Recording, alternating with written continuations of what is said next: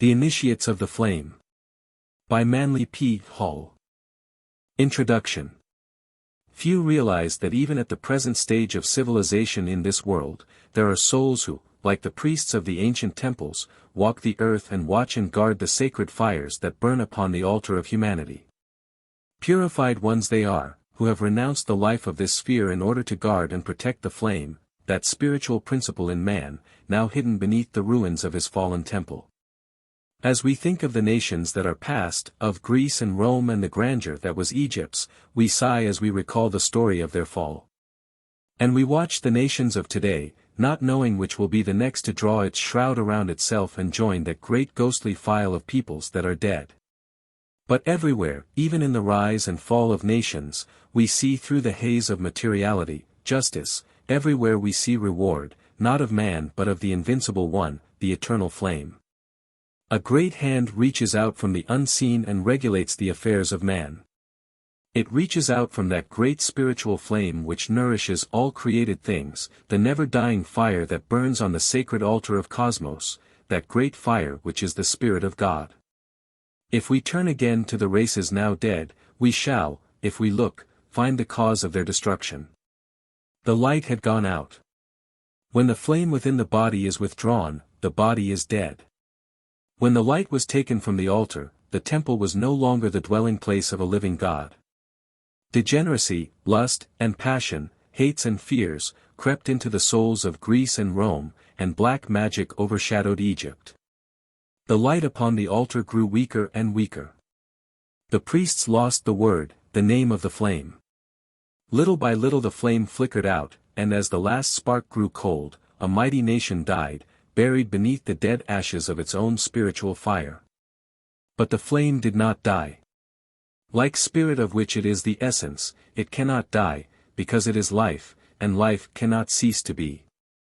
In some wilderness of land or sea it rested once again, and there rose a mighty nation around that flame. So history goes on through the ages. As long as a people are true to the flame, it remains, but when they cease to nourish it with their lives, it goes on to other lands and other worlds. Those who worship this flame are now called heathens. Little do we realize that we are heathen ourselves until we are baptized of the Holy Spirit which is fire, for fire is light, and the children of the flame are the sons of light, even as God is light. There are those who have for ages labored with man to help him to kindle within himself this spark, which is his divine birthright. It is these who by their lives of self-sacrifice and service have awakened and tended this fire, and who through ages of study have learned the mystery it contained, that we now call the Initiates of the Flame. For ages they have labored with mankind to help him to uncover the light within himself, and on the pages of history they have left their seal, the seal of fire. Unhonored and unsung they have labored with humanity, and now their lives are used as fairy stories to amuse children, but the time will yet come when the world shall know the work they did. And realize that our present civilization is raised upon the shoulders of the mighty demigods of the past. We stand as Faust stood, with all our lore, a fool no wiser than before, because we refuse to take the truths they gave us and the evidence of their experiences. Let us honor these sons of the flame, not by words, but by so living that their sacrifice shall not be in vain. They have shown us the way, they have led man to the gateway of the unknown, and there in their robes of glory passed behind the veil. Their lives were the key to their wisdom, as it must always be. They have gone, but in history they stand, milestones on the road of human progress. Let us watch these mighty ones as they pass silently by. First, Orpheus, playing upon the seven-stringed lyre of his own being, the music of the spheres. Then Hermes, the thrice greatest, with his emerald tablet of divine revelation. Through the shades of the past we dimly see Krishna, the illuminated, who on the battlefield of life taught man the mysteries of his own soul. Then we see the sublime Buddha, his yellow robe not half so glorious as the heart it covered, and our own dear Master, the man Jesus, his head surrounded with a halo of golden flame, and his brow serene with the calm of mastery. Then Muhammad, Zoroaster, Confucius, Odin, and Moses, and others no less worthy pass by before the eyes of the student. They were the sons of flame. From the flame they came, and to the flame they have returned. To us they beckon, and bid us join them, and in our robes of self-earned glory to serve the flame they love. They were without creed or clan, they served but the one great ideal. From the same place they all came, and to the same place they have returned. There was no superiority there. Hand in hand they labor for humanity. Each loves the other, for the power that has made them masters has shown them the brotherhood of all life. In the pages that follow we will try to show this great thread, the spiritual thread, the thread of living fire that winds in and out through all religions and binds them together with a mutual ideal and mutual needs. In the story of the Grail and the legends of King Arthur we find that thread wound around the table of the king and the temple of Mount Salvert. This same thread of life that passes through the roses of the Rosicrucians, winds among the petals of the lotus, and among the temple pillars of Luxor. There is but one religion in all the world, and that is the worship of God, the spiritual flame of the universe. Under many names he is known in all lands, but as Iswari or Ammon or God, he is the same, the creator of the universe, and fire is his universal symbol. We are the flame-born sons of God, thrown out as sparks from the wheels of the infinite. Around this flame we have built forms which have hidden our light, but as students we are increasing this light by love and service, until it shall again proclaim us sons of the eternal. Within us burns that flame, and before its altar the lower man must bow, a faithful servant of the higher. When he serves the flame he grows, and the light grows until he takes his place with the true initiates of the universe, those who have given all to the infinite, in the name of the flame within. Let us find this flame and also serve it, realizing that it is in all created things, that all are one because all are part of that eternal flame, the fire of spirit, the life and power of the universe. Upon the altar of this flame, to the true creator of this book, the writer offers it, and dedicates it to the one fire which blazes forth from God, and is now hidden within each living thing. How do you find this book? Any thoughts about the book or the author? Any suggestion for improvement? Please take a moment to share your thoughts in a comment. If you like it, share it with your friends who might enjoy it as well. Subscribe to keep in touch. Visit CompleteAudiobooks.com for more quality content. Foreword. The greatest of mystery schools. The world is the schoolroom of God. Our being in school does not make us learn, but within that school is the opportunity for all learning. It has its grades and its classes, its sciences and its arts, and admission to it is the birthright of man. Its graduates are its teachers, its pupils are all created things. Its examples are nature, and its rules are God's laws. Those who would go into the greater colleges and universities must first, day by day, and year by year, work through the common school of life, and present to their new teachers the diplomas they have won. Upon which is written the name that none may read save those who have received it. The hours may seem long, and the teachers cruel, but each of us must walk that path, and the only ones ready to go onward are those who have passed through the gateway of experience. God's great school for man. The cube altar.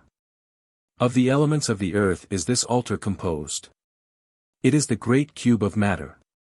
On or in this altar burns a flame. It is this flame that is the spirit of all created things. Man, know thyself. Thou art the flame, and thy bodies are the living altar. Chapter 1. The fire upon the altar. As far back as our history goes we find that fire has played an important part in the religious ceremonial of the human race. In practically every religion we find the sacred altar fires, which were guarded by the priests and vestals with greater care than their own lives. In the Bible we find many references made to the sacred fires which were used as one form of devotion by the ancient Israelites. The altar of burnt offerings is as old as the human race, and dates from the time when the first man, lifting himself out of the mists of ancient Lemuria, first saw the sun, the great fire spirit of the universe. Among the followers of Zoroaster, the Persian initiate, fire has been used for centuries in honor of the great fire god, Ormuzd, who is said by them to have created the universe. The ever-burning lamp. Know that the flame that burns within thee and lights thy way is the ever-burning lamp of the ancients. As their lamps were fed by the purest of oil, so thy spiritual flame must be fed by a life of purity and altruism. There are two paths or divisions of humanity whose history is closely related to that of the wisdom teachings. They embody the doctrines of fire and water, the two opposites of nature.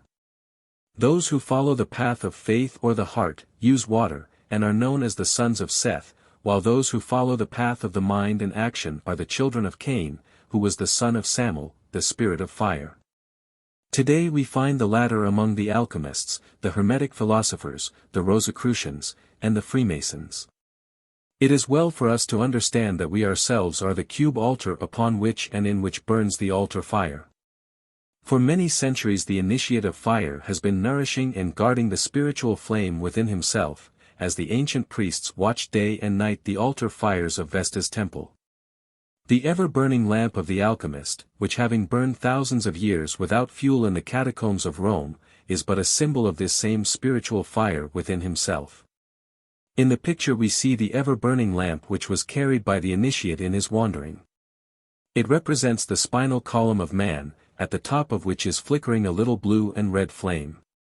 As the lamp of the ancients was fed and kept burning by the purest of olive oil, so man is transmitting within himself and cleansing in the labor of purification the life essences, which, when turned upward, provide fuel for the ever-burning lamp within himself. The Masonic Censer. As the perfume rising from the incense burner was acceptable in the sight of the Lord, so may our words and actions ever be a sweet incense acceptable in the sight of the Most High. Upon the altars of the ancients were offered sacrifices to their gods. The ancient Hierophant offered up sacrifices of spices and incense. The Masonic brother of today still has among his symbols the incense burner or censer, but few of the brothers recognize themselves in this symbol.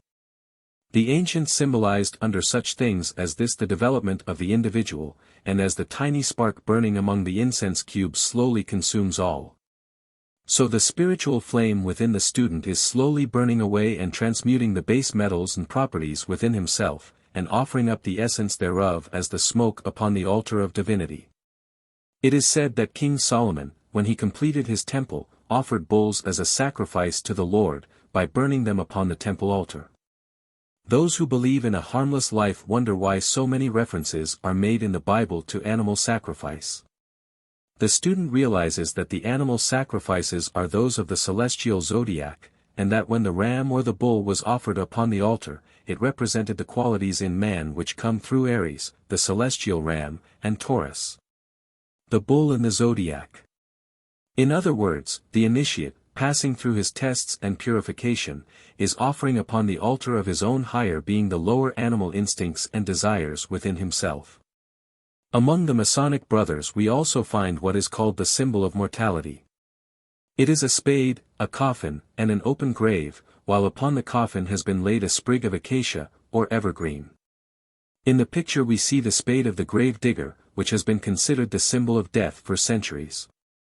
The grave digger's spade. Let us take the spade that now digs our grave through the passions and emotions of life and use it to unearth the secret room far below the rubbish of the fallen temple of the human soul. In the Book of Thoth, that strange document which has descended to man at his present stage of evolution as a deck of playing cards, we find a very wonderful symbolism. Of all the suits of cards, that of the spade is the only suit in which all the court cards face away from the pip. In all the other kings and queens, the faces are looking at the little marker in the corner of the card, but in the spade suit, they look away from it. Now it is said that the spade has been taken from the acorn, but the occult student has a different idea. He sees in the spade, which has for ages been the symbol of death, a certain part of his own anatomy. If you will again turn to the picture of the spade, you will see, if you have ever studied anatomy, that the grave digger's spade is the spinal column, and the spade-shaped piece which is used on the deck of cards is nothing more nor less than the sacrum bone. This bone forms the base of the spinal column, and is also the spear of the passion. Through it and the foramina which pierce it, pass the roots of the spinal nerve, which indeed are the roots of the tree of life.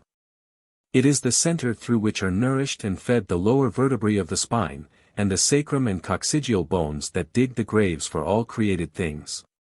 This point has been beautifully symbolized by the grave digger's spade, which has been used by the brothers of many mystic organizations for ages. The currents and forces working through these lower spinal nerves must be transmuted and lifted upward to feed the altar fire at the positive or upper end of the spine. The centering of thought or emotion upon higher or lower things, as the case may be, determines where thin life energy will be expended. If the lower emotions predominate, the flame upon the altar burns low and flickers out, because the forces which feed it have been concentrated upon the lower centers. But when altruism predominates, then the lower forces are raised upward and pass through the purification which makes possible their being used as fuel for the ever-burning lamp. Thus we see why it was a great sin to let the lamp go out, for the pillar of flames which hovers over the tabernacle, purified and prepared after the directions of the Most High, is the spiritual flame that, hovering above man, lights his way wherever he may go. The candle. This is the light that has gone out. It is the candle that is hidden under the bushel. This is the true light that forever dispels the darkness of ignorance and uncertainty. Let the light shine forth through a purified body and a balanced mind. For this light is the life of our brother creatures. The sun of our solar system, that is, the spiritual sun behind the physical globe, is one of these flames. It began no greater than ours, and through the power of attraction and the transmuting of its ever-increasing energies it has reached its present proportions. This flame in man is the light that shineth in darkness. It is the spiritual flame within himself. It lights his way as no exterior light can. This radiating out from him brings into view, one by one, the hidden things of the cosmos, and his ignorance is dispelled in exactly the same proportion as his light is spread, for the darkness of the unknown can only be removed by light. And the greater the light, the further back the darkness is driven.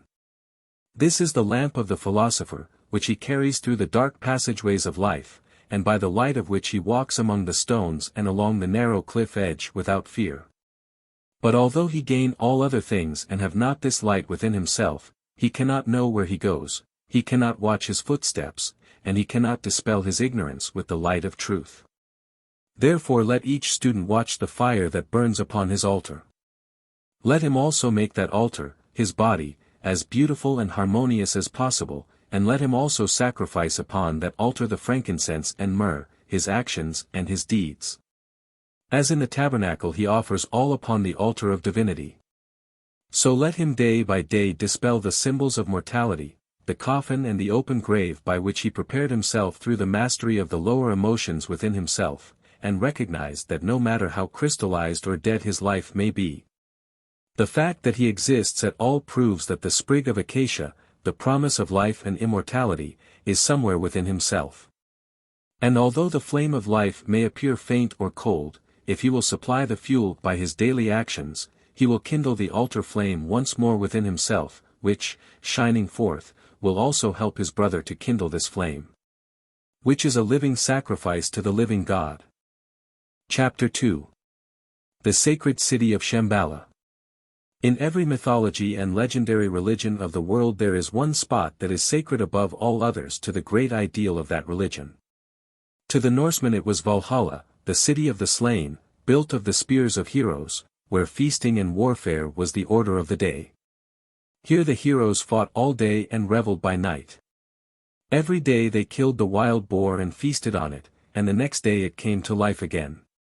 In the Northland they tell that Valhalla was high on the top of the mountains, and that it was connected to the earth below by Bifrost, the rainbow bridge. That up and down this bridge the gods came, and Odin, the All-Father, came down from Asgard, the city of the gods, and worked and labored with mankind. Among the Greeks, Mount Olympus was held sacred, and here the gods are said to have lived high on the top of a mountain. The Knights of the Grail are said to have had their castle among the crags and peaks of northern Spain on Mount Salvert. In every religion of the world there is a sacred spot, Meru of the Oriental, and Mount Moriah and Mount Sinai, upon which the tablets of law were given to man. All those are symbols of one universal ideal, and as each of these religions claimed among the clouds a castle and a home, so it is said that all the religions of the world have their headquarters in Shamballa. The sacred city in the Gobi Desert of Mongolia. Among the Oriental peoples there are wonderful legends of this sacred city, where it is said the Great White Lodge or Brotherhood meets to carry on the governing of world affairs. As the Asurs of Scandinavia were 12 in number, as Olympus had 12 gods, so the Great White Brotherhood is said to have 12 members, which meet in Shamballa and direct the affairs of men. It is said that this center of universal religion descended upon the earth when the polar cap, which was the first part of the earth to crystallize, became solid enough to support life. Science now knows that not only does the earth have two motions, that of rotation upon its axis and revolution around the sun, but that it has 9 other motions, according to Flammarion, the French astronomer.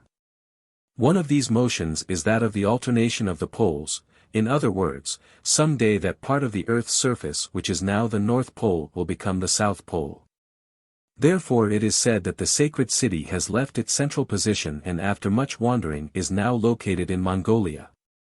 Those who are acquainted with the Mohammedan religion will see something of great interest in the pilgrimage to the Kaaba at Mecca, where thousands go each year to give honor to the stone of Abraham, the great aerolite, upon which Muhammad is said to have rested his foot. Old and young alike, some even carried, win through desert sands and endure untold hardships, many coming from great distances, to visit the place they cherish and love.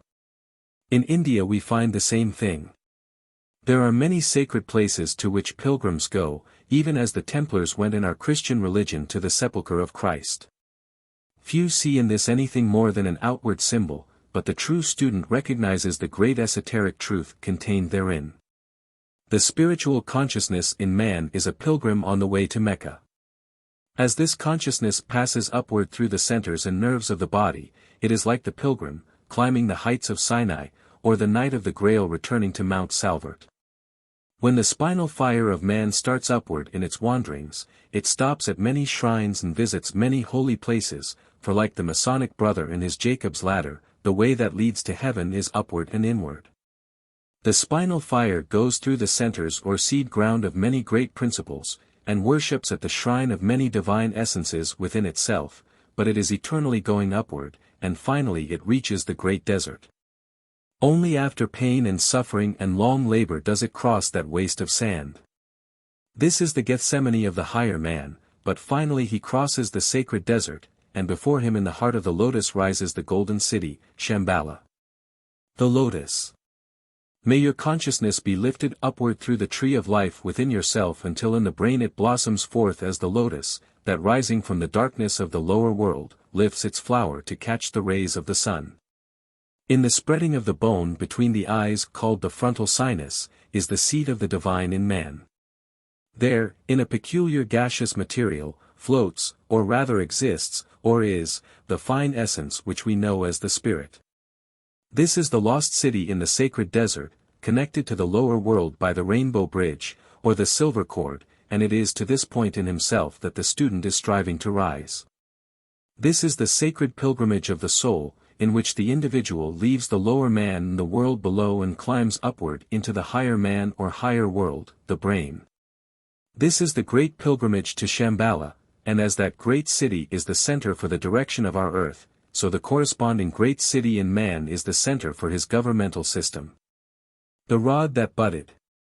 The buds in the rod are the 7 centers within yourself, which when you develop their spiritual powers shine out as centers of fire within your own being.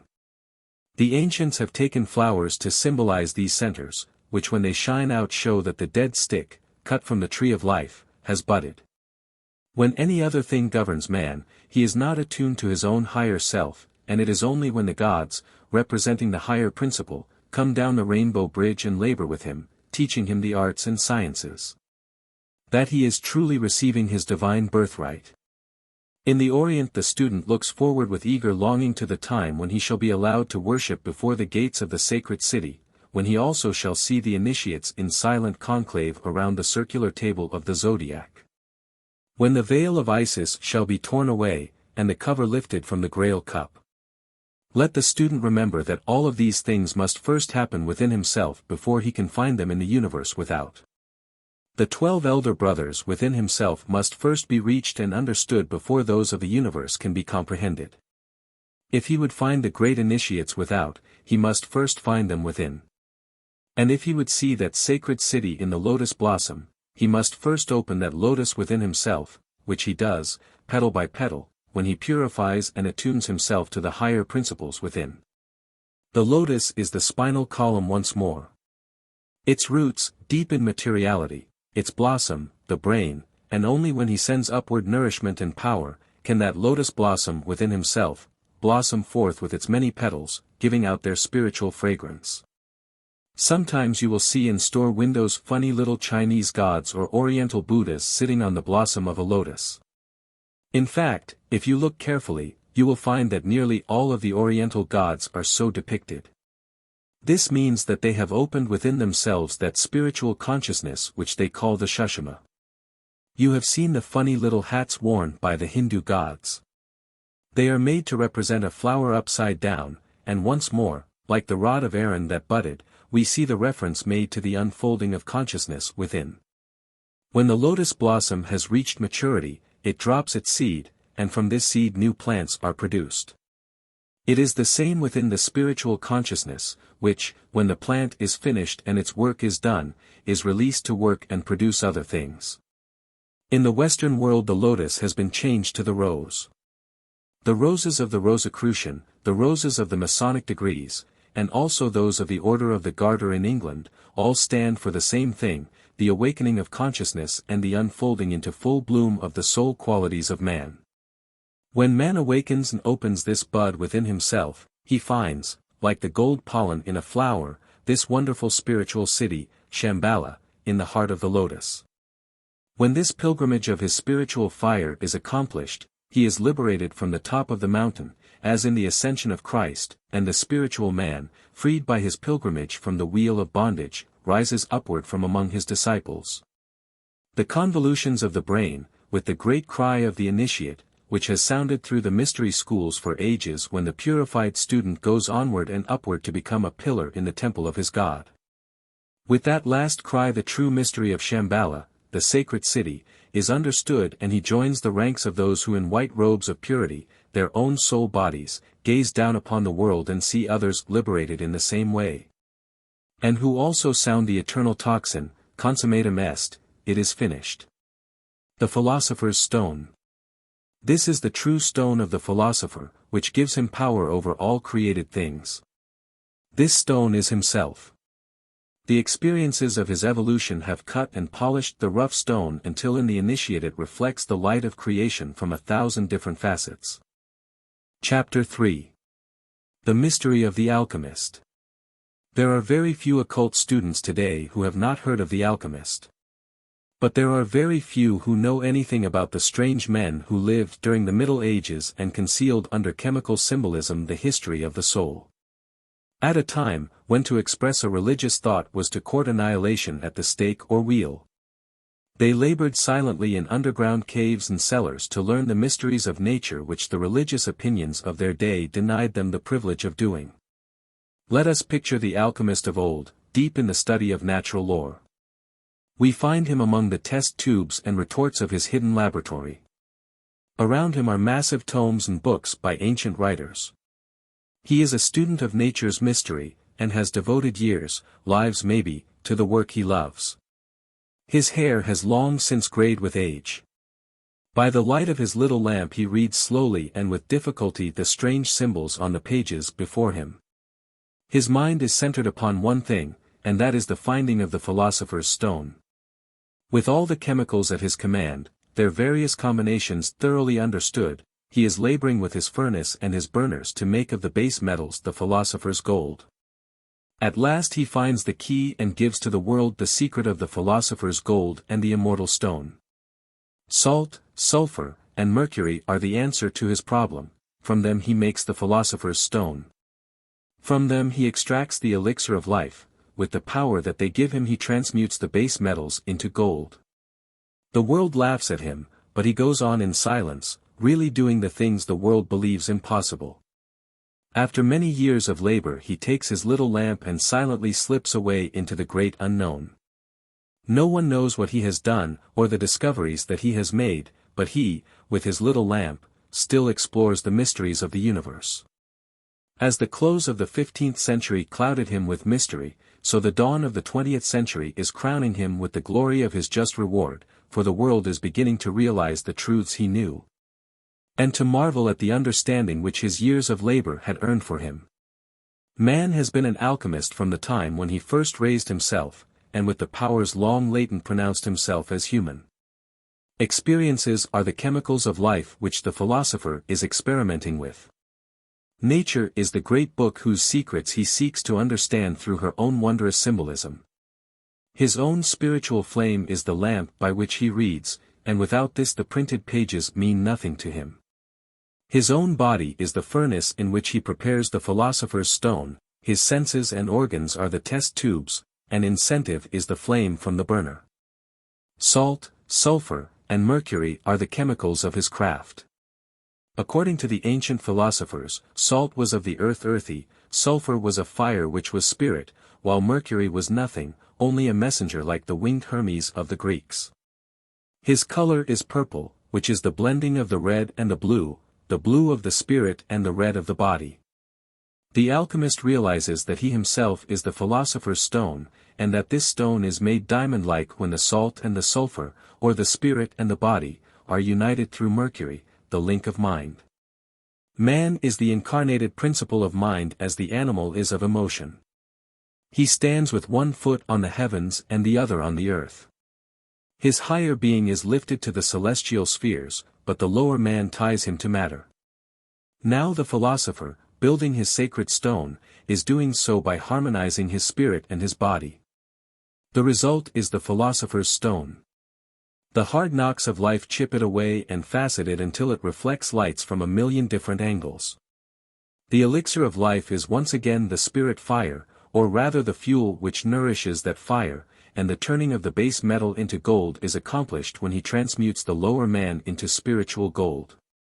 This he does by study and love.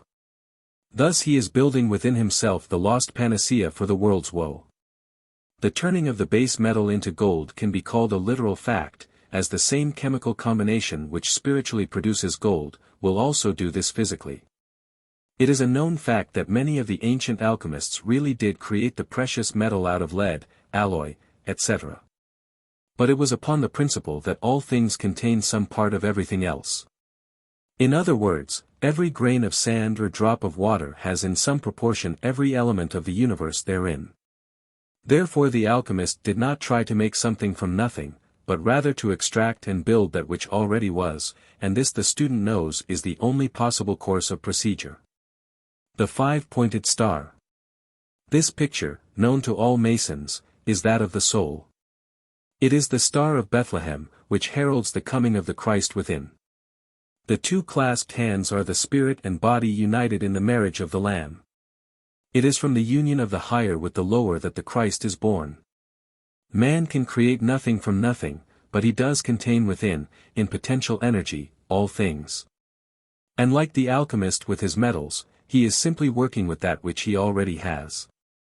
The living philosopher's stone is a very beautiful thing. Indeed, like the fire opal, it shines with a million different lights, changing with the mood of the wearer. The transmuting process, whereby the spiritual fire passing through the furnace of purification radiates from the body as the soul body of gold and blue, is a very beautiful one. The marriage of the sun and moon. This takes place in man when the heart and mind are joined in eternal union. It occurs when the positive and negative poles within are united, and from that union is made the philosopher's stone. The Masons have among their symbols that of a five-pointed star with two clasped hands within it, and in that we have the mystery of the philosopher's stone. The clasped hands represent the united man in which the higher and the lower are working for their mutual betterment, by a cooperative rather than a competitive system. The five-pointed star is the soul body, born of this cooperation. It is the living philosopher's stone, more precious than all the jewels of earth. From it pour the rivers of life spoken of in the Bible. It is the star of the morning that heralds the dawn of mastery, and is the reward that comes to those who follow in the footsteps of the ancient alchemist. It is well for the student to realize that the alchemy of life produces in natural sequence all of the states of progression which are explained in the writings of the alchemist. Until finally the sun and the moon are united as described in the Hermetic marriage, which is, in truth, the marriage of the body and the spirit for the mutual development of each other. We are the alchemists who centuries ago carried on in secret our studies of the soul, and we still have the same opportunity that we had then, even more than then, for now we can state our opinions with little danger of personal injury. The modern alchemist thus has an opportunity that his ancient brother never had. On a busy street corner he daily sees nature's experiments carried on. He sees the mixing of metals, and from the everyday book of life, through the power of analogy, he may study divinity. Through experience and often suffering the steel of his spirit is tempered by the flame of life. As the moon in the zodiac touches off like a fuse the happenings of life, so his own desires and wishes touch off the powers of his soul. And the experiences may be transmuted into soul qualities when he has developed the eye which enables him to read the simplest of all books, everyday life. The pillars of the temple. These pillars symbolize the heart and mind, the positive and the negative poles of life. Those who would enter the temple must pass between the pillars. Every extreme is dangerous. It is the point between all poles that is safe to stand upon. You cannot enter the temple by the development of either the heart or mind alone, but only by the equal development of both. The alchemist of today is not hidden in caves and cellars, studying alone, but as he goes on with his work, it is seen that walls are built around him, and while he is in the world, like the master of old, he is not of it. As he goes further in his work, the light of other people's advice and outside help grows weaker and weaker, until finally he stands alone in darkness, and then comes the time that he must use his own lamp. And the various experiments which he has carried on must be his guide. He must take the elixir of life which he has developed and with it fill the lamp of his spiritual consciousness, and holding that above his head, walk into the great unknown, where if he has been a good and faithful servant, he will learn of the alchemy of divinity. Where now test tubes and bottles are his implements, then worlds and globes he will study, and as a silent watcher will learn from that divine one, who is the great alchemist of all the universe, the greatest alchemy of all, the creation of life, the maintenance of form, and the building of worlds. The serpent. This is the serpent crown of the ancient gods. It shows that the two paths or parts of the spirit fire have been united. This crown is the symbol of mastery, and the union takes place within the student when the life forces are lifted to the brain. Chapter 4. The Egyptian Initiate. Many ages have elapsed since the Egyptian priest-king passed through the pillars of Thebes. Ages before the sinking of Atlantis, thousands of years before the Christian era, Egypt was a land of great truths. The hand of the great white brotherhood was held out to the empire of the Nile, and the ancient pyramid passages resounded with the chants of the initiates. It was then that the pharaoh, now called half-human, half-divine, reigned in ancient Egypt. Pharaoh is the Egyptian word for king. Many of the later pharaohs were degenerate and of little account. It is only the early pharaohs we now list among the priest-kings. The Masonic apron. In the triangle we see spirit descending into the square of matter. Let us so purify matter that spirit may shine through it and make of us lights to guide the footsteps of humanity. Try to picture for a moment the great hall of Luxor, its inscriptive columns holding up domes of solid granite, each column carved with the histories of the gods. There at the upper end of the chamber sat the pharaoh of the Nile in his robes of state, around him his counselors, chief among them the priest of the temple. An imposing spectacle it was, the gigantic frame of the later Atlantean, robed in gold and priceless jewels, on his head the crown of the north and south, the double empire of the ancient. On his forehead the coiled serpent of the initiate, the serpent which was raised in the wilderness that all who looked upon it might live. That sleeping serpent power in man, which coiled head downward around the tree of life, drove him from the garden of the Lord, but which raised upon the cross, became the symbol of the Christ. The pharaoh was an initiate of Scorpio, and the serpent is the transmuted Scorpio energy, which working upward in the regenerated individual is called the Kundalini. This serpent was the sign of initiation. It meant that within him the serpent had been raised, for the true pharaoh was a priest of God, as well as a master of men. There he sat upon the cube altar throne, indicating his mastery over the four elements of his physical body, a judge of the living and of the dead, who in spite of all his power and glory, having about him the grandeur of the world's greatest empire, still bowed in humble supplication to the will of the gods. In his hands he carries the triple scepter of the Nile, the shepherd's crook, the Anubis-headed staff and the flail or whip. These were the symbols of his work. They represent the powers which he had mastered. With the whip he had subjugated his physical body, with the shepherd's crook he was the guardian and keeper of his emotional body. With the Anubis-headed staff he was master of his mind and worthy to wield the powers of government over others, because, first of all, he obeyed the laws himself. With all his robes of state and with the scarab upon his breast, and with the all-seeing eye above his throne, there was still nothing as precious or as sacred to the ancient Egyptian priest-king as the triangular girdle or apron which was the symbol of his initiation. The apron of the ancient Egyptian carried with it the same symbolism as the Masonic apron of today.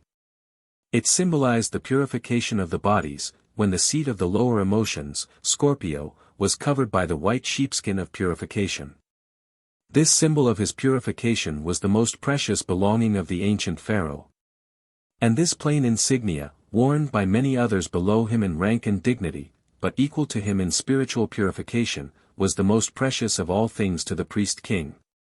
There he sat, written upon him in the words of the initiate, the symbols of his purification and mastery, a wise king of a wise people. And it was through these priest-kings that the divine worked, for they were of the order of Melchizedek. Through them was formed that doctrine which degeneracy has not been able to entirely obliterate, which we know as the divine right of kings, divine because through spirituality and growth God was able to manifest through them. They were conscious instruments in the hands of a ready writer, willing and proud to do the work of those with whom through knowledge and truth they had attuned themselves. The scepters of Egypt. These are the three bodies that are the tools with which we are to build our temple. When they are mastered they are the living proof of our right to kingship. The sacred scarab. In this form the ancient Egyptians worshipped Khepra, the rising sun, and the sacred scarab was buried with the dead as the symbol of resurrection. For as the sun rises from the darkness of night, so the divine spirit rises from the body that is no more. The life is eternal. But the time came, as in all nations, when selfishness and egotism entered the heart of king and people alike, and slowly the hand from the great white brotherhood that fed ancient Egypt was withdrawn. And the powers of darkness transformed the land of glory into one of ruins, and the names of mighty kings were buried beneath the oblivion of degeneracy.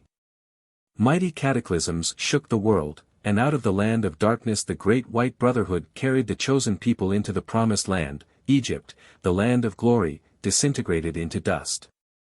The great temples of the pharaohs are ruins, and the temples of Isis are but broken heaps of sandstone. But what of the priest-kings who labored there in the days of its glory? They are still with us, for those who were leaders before are leaders now, if they have continued to walk the path. Although his scepter is gone, and his priestly vestments have molded away, the priest-king still walks the earth with the dignity and the power and the childish simplicity that before made him great. He no longer wears the robes of his order. Although he bears no credentials, he is as much a priest-king now as then, for he still bears the true insignia of his rank. The coiled serpent has given place to knowledge and love. The hand that bestowed the riches of the past does little acts of kindness now. Although he no longer carries the scepters of self-mastery, still he manifests that mastery in his daily life.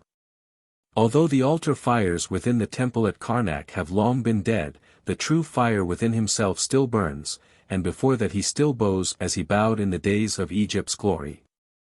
Although the priest no longer is his counselor, and the wise ones of his country no longer aid him in governmental problems, still he is never alone. For the priests in white and the counselors in blue still march with him and whisper words of strength when he needs them. Have you seen people that somehow you liked regardless of appearances? Have you seen other charming people whom you hated in spite of their charms? Have you seen learned people who were fools or impressed you as such, or people who knew little and yet you felt were wise? Those are the insignia of rank, which the loss of title or position cannot destroy. Kings with or without crowns they were, not puppets dressed in tawdry tinsel. And they still are kings and will be to the end of time, and they still manifest their rank, not by their superiority, and their high-headedness, but by the soul qualities which they radiate from themselves. The purity of their lives still radiates outward from those who wore the apron of the initiate, for while the triangular apron with its serpent drawn upon it has long since rotted away, still the spiritual counterpart of that symbol radiates in their daily lives, proving beyond all dispute that they were priest-kings and are today. We find them in every walk of life, in high places and down in the mire of life. But wherever we find them, they are still the mouthpieces of the gods, and through them comes the promise to all who strive. They are kings, not of the earth but of heaven, and in the life of our own Master we find one who joined himself to those who served, and was a true king even when his only crown was a wreath of thorns. Still in the pyramid of Gizeh, the initiations continue, still the initiate receives the insignia of his rank. Before that fire within himself he makes his vows, and upon the burning altar of his own higher being he lays his crown and his scepter, his robes and his diamonds, his hates and his fears, and sanctifies his life as a priest-king. And swears to serve none but his own higher self, the God within. His robes are his sole body, and his crown is his life, and in the streets of life he is enthroned. The dusky towers and factory chimneys around him fade into the templed pillars of Luxor, and with a lunch pail on his arm, his face brown with honest dirt, he is as much a king as when the crown of the double Nile rested upon his brow. And the priest of the temple made him one with his God and his fellowman. Chapter 5. The Ark of the Covenant. One of the most interesting symbols that has come down to us from the ancients is that of the Ark, or the box that was said to contain the sacred relics. Many people believe that this belongs particularly to the Jewish nation, but this is a great mistake, because it has been the birthright of every country to have the Ark. All have, like the Jewish people, lost much of their power and glory when they lost the sacred Arkansas. In ancient Chaldea and Phoenicia the Ark was well known. India celebrates it as the lotus, and the ancient Egyptians tell how the moon god Osiris was imprisoned in an ark. In all the mystery religions of the world, individually and cosmically, the ark represents the fountainhead of wisdom. Over it the Shekinah's glory hovers, as a column of flames by night and a pillar of smoke by day. Every country has seen and felt its presence when the priest-kings and initiates bring out of an old civilization, lost because of crystallization, the sacred ark. And surrounded by those faithful to the truth carry it into other lands and among other peoples. In every creed and religion we find crystallization. We find small groups of people separating themselves from their brother man. We find those who, clinging to the old, refuse to advance with the new, and whenever we find this crystallization, we find the spirit of truth carried away to other people and embodied in other doctrines. The ancient Ark of the Israelite never had removed from it the staves by which it was carried and moved, until finally it was placed in Solomon's temple. Neither does the spirit fire in man rest until finally it is enthroned in the holy place of his solar temple. Ever towards the rising sun its bearers carry this sacred truth. Nations are born of those who love the truth, and are buried when they forget it. The time has come when its silent bearers have taken the sacred ark and the Shekinah's glory, and in solemn file have moved across the waters and brought it to the new world. The call has sounded through the universe, and those who are true to their own higher principles have surrounded the sacred chest. Those who have sworn alliance to their own higher being are following the priests and their sacred burden, and a beautiful mystery temple is being built in this beautiful land of ours, loved and guarded by those who are laboring for humanity. The staves are still in the ark, however, and only when real good can be done by it will it remain. The opportunity is now confronting the Western world. The knowledge of the ancients, the wisdom of the ages is knocking at the door and seeking those who will follow it. The bearers of the ark have stopped and are gathering a nucleus of spiritual souls to carry on their work, and whether or not the word of the Lord will remain with a nation depends upon its own actions. And the actions of a nation are the collective actions of its individuals. If it finds nothing here attuned to itself, if it finds few that will answer to its call, the call of service and brotherhood, then will its priests lift again the staves and the sacred work will go out into other lands. The life of a country thus gone, like the ancient city of the Golden Gate, it will be swallowed up in oblivion. The call is sounding, and those who love the truth and think and care for the light must join that band of servers who have for centuries dedicated themselves to the preservation of truth. Their lives they have given 1,000 times, their happiness has been second to their duty. They are the keepers of the sacred word, and the law of attraction draws to them all who love and live the truth. A great influx of spiritual light comes to those who live the life and have learned the doctrine, and regardless of clan or country they have joined the silent file of watchers and workers around the sacred Ark of the Covenant. Every individual by his daily actions is expressing more plainly than by words his ideals, his desires, and his attitude towards this great work. The composite attitude of a certain number of people either shuts out or lets in the light. Therefore every individual has a great duty, a great work has to be done, and to that the true student must dedicate his life.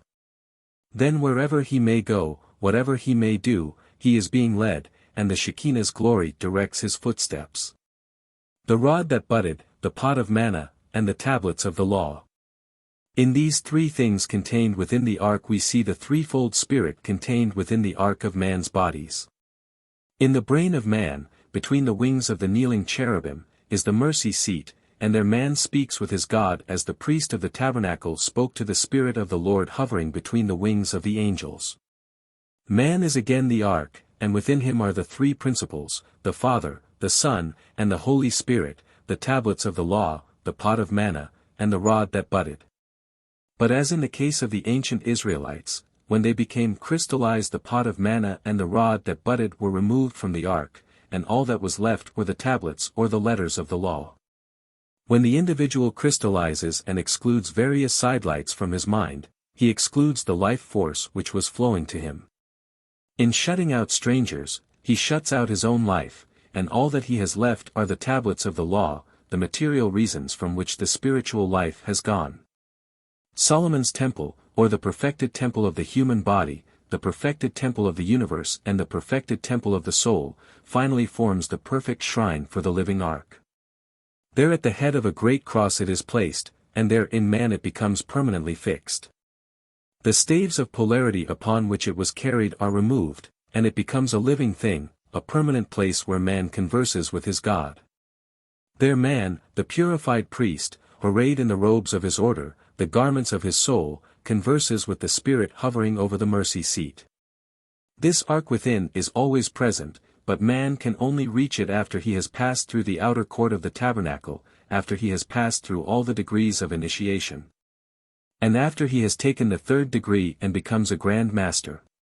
Then and then only can he enter into the presence of his Lord, and there in the darkened chamber, lighted by the jewels of his own breastplate, he converses with the Most High, the true spiritual essence within himself.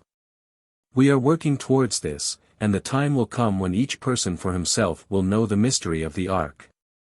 When the student through purification shall be led through the door of the Holy of Holies and there be enveloped by the light of truth. This was his birthright which he sold for a mess of pottage. To this end came he into the world that he might bear witness to this truth, that through this light all men might be saved. The ark, that great spiritual principle, surrounded by its loving workers, is calling all to follow it. When through materiality and degeneracy a great people are destroyed or a continent sinks beneath the ocean, then those that are true are called around the ark. And as its faithful servers are led out of the land of darkness into the new world and a promised paradise. All great teachings set forth the same thing. The student will find that it is true, and when he allies himself with the powers of light, when he becomes a channel for its expression, and when he radiates it from himself to all who need it. Then indeed will the light protect him and he shall become a son of God. The Holy Grail. See in this cup your own body within which is the life-blood of the Son Spirit of the universe. Each day that we live we perpetuate the Last Supper, and in all that we do we drink again the blood of Christ, the life-power of the cosmos. Chapter 6. Knights of the Holy Grail. Before starting to take up the study of the Grail legends, it will be well for all who are interested to read those tales that are now listed under the heading of children's fairy stories. For example, the story of good King Arthur and his Round Table is a cosmic myth, and while there is little doubt that he as a man also lived, the real mystery, as in the story of the Christ, is not the literal tale, but the great mystic or occult truth that it concealed under allegory and parable. It is the same with the story of Parsifal, which can never be really understood and appreciated until the student sees in the knight and later king of the sacred cup his own spiritual development and the temptations he must also master if he would become a king of the Grail. The stone and the sword.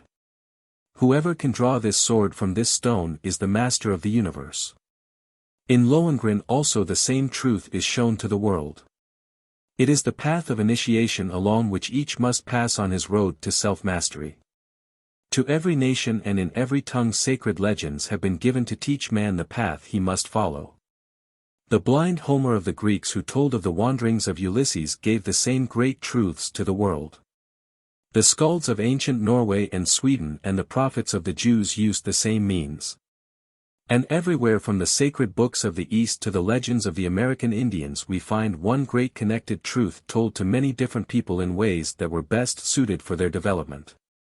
Such a truth is the legend of the Round Table, given to King Arthur as a wedding gift.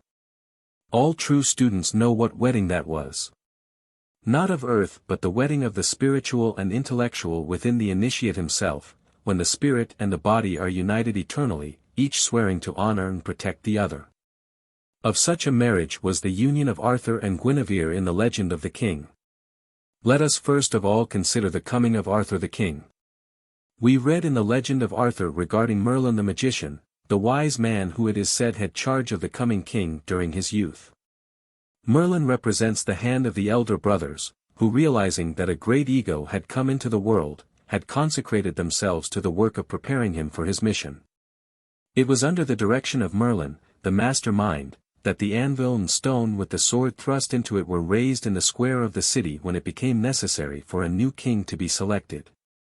It was he also who called all of the brave knights of the country and told them that the one who could draw forth the sword would be king of all the land. And of all the knights in the land, Arthur the half-grown boy was the only one who could release the sword. There is a very wonderful mystery of the soul contained within that divine allegory. Let us read the letters that were engraved upon the sword. Whoso pulleth out this sword of this stone and anvil is rightwise king born of England. The Rosicrucian Rose.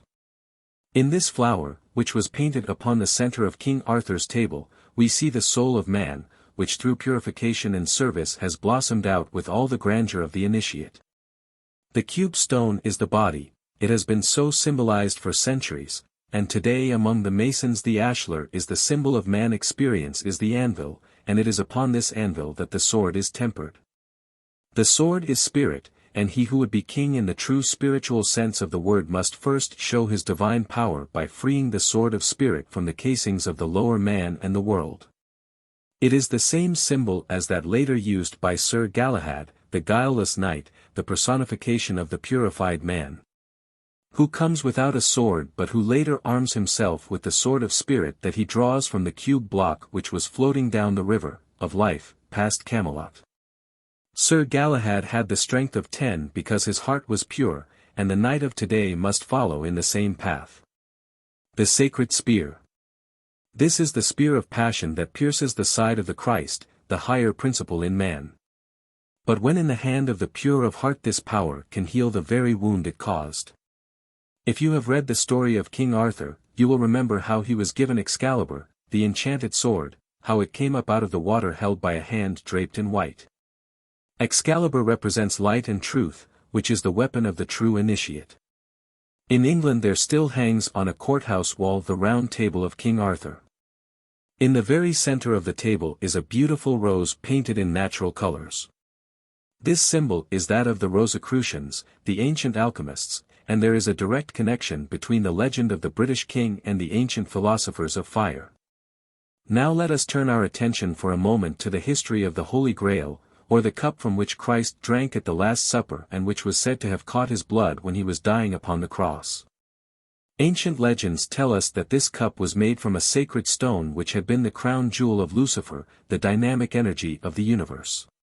It was said that the green stone had been struck from the crown of Lucifer by the archangel Michael during the famous battle in heaven. After the death of Christ, it is said that Joseph of Arimathea took the sacred cup and the spear of the Passion and carried them into a distant land. He wandered with his sacred relics through Europe and is said to have finally died. And those who came after him after many centuries of tribulation carried the sacred relics to Mount Salvert in northern Spain, where they remained until Parsifal finally took the Grail and spear back to the east, where it is to be now preserved. It is around this cup and spear that the legends of Parsifal and King Arthur have been written. And it is through study of this fact that we are able to better understand the mystery of the Great White Lodge, of which the Round Table of Arthur and the circular Temple of the Knights of the Grail is a symbol. Although we no longer have the cup as a physical symbol, it is not gone from among us, and as in the days of old the brave knights of the Round Table went out to fight for right, so those knights of today who belong to the Great White Brotherhood go out into the world in the name of truth and labor with mankind and seek to right the wrongs of the world. It is said that the knights of Arthur's court always fought for virtue and purity, and so did those who rode out of Mount Salvert. The Grail cup is the symbol of the creative force of nature. It is also the symbol of the human race, which is slowly learning the mysteries of creation. Within the cup is the blood of Christ, that force which is transmuting the body into soul, fast or slowly as we give it greater or lesser opportunity. In the sacred spear we find symbolized again the creative force, which in the hands of Klingsor, the evil one, wounds and causes suffering, but which when held by the pure Parsifal heals the very wound that it caused. A great lesson is being taught to man through these allegories, but the average person is unwilling to stop and consider them. They do not realize that they themselves are the ones whom the elder brothers of humanity must use in the fight against the forces of evil. They do not realize that the dragons and ogres of the legends are their own lower natures which they must overcome. They do not see in the hand-to-hand combat of the knights of old for a lady's hand the higher and lower man fighting for the soul within. The knight of today does not realize that the white armor that he wears is his own purified body, which is proof against all the attacks of vice and passion, but nevertheless this is the meaning of the legend. His shield is truth, which is a perfect protection to the inner man. His strong right arm is the knowledge and spiritual power he has developed within, and the sword that he uses is the spiritual light with which the pure flame of the spirit fire dispels the darkness of ignorance and the demons of lust. The sacred spear and the cup which he serves are the two poles of the creative life force within, the development of which he gains as he daily serves his fellow men. Far from the uninitiated, the 12 elder brothers of mankind sitting around the circular table of the universe watch the knights in their battle of life. And the time comes when the student, having finished his work here, is liberated at the foot of the Grail. There the candidate stands robed from head to foot in the armor of spirit and in the pure white of a body that has been cleansed. Then the cloth is lifted from the sacred cup, and he is illuminated by the light which would have killed him had he seen it without purification. He then takes his place among the knights of the Round Table, and joins those who give up all and labor for humanity. When in sickness and in suffering we beg of the great unknown that he send us help, then indeed our knight comes to us as Lohengrin came to Elsa. When our loved ones pass into the great unknown, there stands the brother of the Grail, the invisible helper, who through days of labor has earned the right to become a member of that great band of servers who gather around the table of the king. And while their bodies are asleep still labor in their great search for light and truth, and pray for the day when they shall also become kings of the Holy Grail. Chapter 7. The Mystery of the Pyramid. There comes a time in the development of the occult student when he understands one of the great secrets of the initiates. And that is that every sacred thing outside of himself stands for some organ or function within himself. This is, of course, true in the case of the Great Pyramid, except that this particular pile of stone, said by many to be the oldest building on the surface of the earth, is the great symbol of composite man. In other words, it stands for man as a unit. Let us first consider it simply from the exterior standpoint. When we first look at it in the distance, it seems to be one great stone, but as we come closer we see that it is made of thousands of smaller stones, each one carefully fitted into place. Here we see the first likeness between the pyramid and man. We consider man to be a unit, but when we examine more closely, we find that he is a great number of small units, each working in harmony with the others. It is the same with everything. We take a successful life and we think of it as an entirety, but when we examine it, we find that it is a number of small achievements joined together. Cross-section of the Great Pyramid of Giza. As thousands of workmen were used in the building of the pyramid, so there are unnumbered workmen at work in the building of our bodies, which are symbolical of the same building. There are many pyramids all over the world. We find them in South America and in Mexico. We find mounds which were made to represent them among the American Indians, and in Europe and Britain we find remnants of the same things. But there is only one real pyramid in all the world. Even the others in Egypt are but copies of the Great Pyramid, and were used as tombs for the pharaohs, but nobody was ever found in Cheops, nor were there ever any signs that it had been so used. Now let us continue our analogy between the pyramid and man. If you will look at the accompanying illustration, you will see the pyramid laid flat, and you will notice it is made of 4 triangles laid around the base square. The 4-sided base of the pyramid represents the 4 elements of which man's bodies are composed. These are hydrogen, nitrogen, oxygen and carbon, or earth, water, fire, and air. These are called the base of all things, and upon this base the 4 bodies of man are raised, each from its own element. Thus the physical body is raised from the earth. The vital body is raised from the water, the emotional body from the fire, and the mental body from the air. The pyramid. Here we see the pyramid laid out so that the 4 triangles and the square are clearly seen. This represents man once again, and the ancient pyramid is man offering his higher being upon the altar of the great fire spirit. There are 12 lines used in the drawing of the 4 triangles, which stand for the 12-fold constitution of man when it is complete, the 3-fold body, the 3-fold mind, the 3-fold soul, and the 3-fold spirit. It also gives us the 12 signs of the zodiac, divided into their respective groups. Out on the desert stands the Sphinx, the guardian of the threshold mentioned by Bulwer Lytton. It stands for the bodies of man, and is that strange being which must be passed before the student can go on in his development. The 4 fixed signs of which the Sphinx is a symbol are Taurus the bull, Leo the lion, Scorpio the eagle, and Aquarius the man, or the human head. The Sphinx.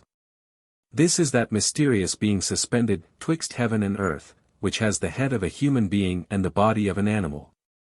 In other words, the Sphinx symbolizes man. I have already given you some work on the sacrum bone, and I told you that it was the grave digger's spade. Here is a picture of the head of the Sphinx, and the inverted sacrum bone when it has been turned upward. We see the Sphinx in the inverted sacrum and also in it the inverted Masonic keystone. All this is very interesting, but unless we realize the inner meaning of it, its true value is lost. But it is not chance that these things should be so. You have most of you heard of the dweller on the threshold, that creature built by our own actions and mistakes. Well, out on Egypt's desert it stands and bars the way to the pyramid, the temple of the higher man. And the message that it gives to the world is, I am the bodies. If you would go on to the temple you must master me, for I am within you.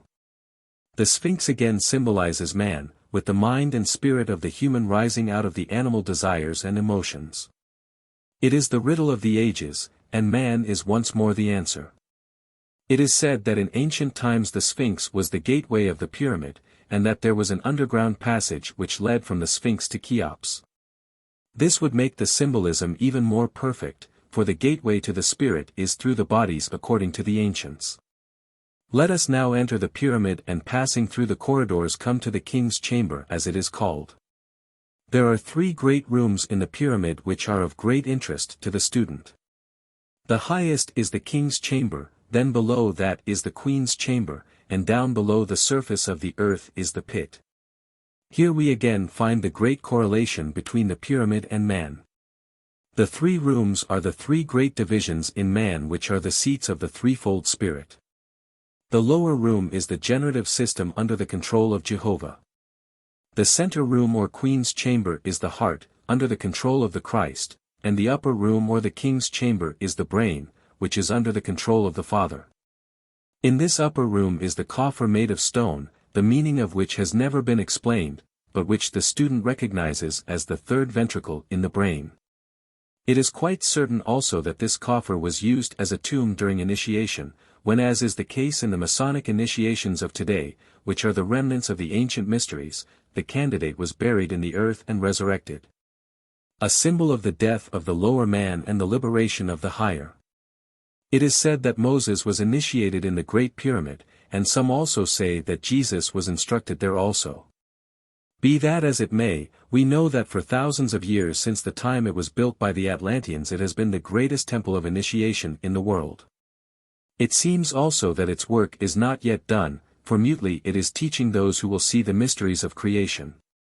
It is said by many that it is the original Solomon's temple, but this we know is not true, for while it may be the first and original material temple, the true temple of Solomon is the universe, the Solomon's temple, which is slowly being rebuilt in man as the temple of the soul of man. There is probably no point that is as important in connection with the pyramid as that of the cornerstone. On the very top of the Great Pyramid is a comparatively flat place about 30 feet square.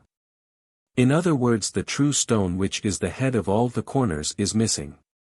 If we look at the reverse side of the United States seal, we find again the pyramid from which the top is separated. Omar Khayyam, the Persian poet, gives us the secret of the keystone when he says, "From my base metal shall be filed a key, which shall unlock the door he howls without." The value of the stone is better understood when you understand that it completes all of the triangles at once, and without it none of them are complete. The key and the cross. Upon the cross of matter that forms our bodies, hangs the key to all the mysteries of creation. It is our duty to take this key and with it unlock the door that conceals from us the unknown. This key is the Spirit. Release it. This stone is the Spirit in man, which fell from its high position, and has been lost beneath the rubbish of the lower man. This is the true capstone that is now hidden in the pit of man's temple, and which he must exhume and place again as the true crown of his spiritual pyramid. He can only do this when he calls the thousands of workmen within himself together and binds them to the service of the higher man. There must be no traitors to murder the builder this time. And Lucifer, the one rejected by man as the devil, is the one who must through the planet Mars send man the dynamic energy which man himself must transmute from the fire of passion to the flame of spirit. He then must take the tools of the craft and cut and polish his own being into the capstone of the universal temple. It is interesting to note how the casing stones that once made the pyramid so beautiful and true were carried away to build the cities nearby, and in connection with that it is interesting to note how the soul and body of man, the casing stones of his spiritual temple, have been sacrificed in order that he might have material things. As we look at pictures of the ancient pyramid and sphinx which have stood on Egypt's sands for ages, let us see in them our own mystery temple, made without the sound of hammer or the voice of workman. And as we sadly think of this mighty ruin, broken by ages of neglect, let us remember our temple, and that its cornerstone is missing also and our walls are falling with neglect. Let us learn the lesson which it teaches, hasten to perfect our pyramid, cap it with the stone of spirit, offer upon its altars our sacrifice to the great Sun Spirit, and bury our lower nature in its ancient coffer. Then for us will its mysteries be revealed, and the sealed lips of the Sphinx give up their secret.